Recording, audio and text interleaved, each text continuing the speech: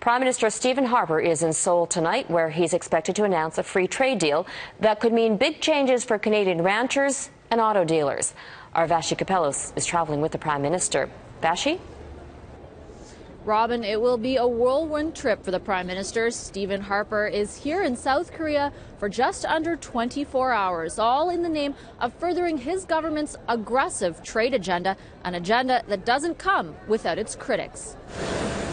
Amid concern a free trade deal with South Korea could hurt certain sectors of the Canadian economy, Prime Minister Stephen Harper touched down in Seoul, greeted by a delegation of dignitaries. It's widely expected Harper will announce at least a deal in principle with South Korea during a scheduled appearance with the president here. It's a deal that would come after a decade of talks. Asia is where the customers are, and that's where our future is. South Korea is Canada's 7th largest trading partner, but the relationship took a hit after South Korea signed a free trade deal with the U.S. in 2012. Since then, Canadian exports to South Korea have dropped by 30%, or a staggering $1.5 billion.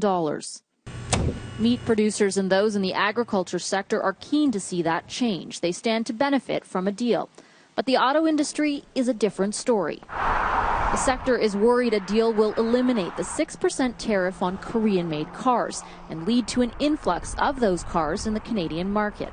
Ontario's premier is concerned. We do have reservations about the auto sector, and our Minister of Economic Development, Trade and Employment, Eric Hoskins, has been very clear with the federal government and has been working on making sure that the appropriate protections are in place. There's hope the deal might include a slow phase-out of the tariff, but at this point, those details are under lock and key.